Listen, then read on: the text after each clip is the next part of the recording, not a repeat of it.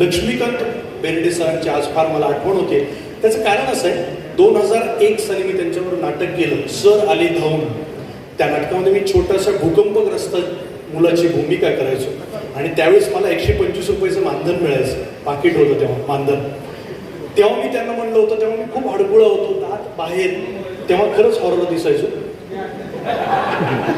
आता जरा हँडसम दिसतो. तेव्हा मी त्यांना म्हणलं होतं की लक्षात सर मला ना ते डेंटिस्ट कुणी ओळखीचे असतील तर सांगा ना.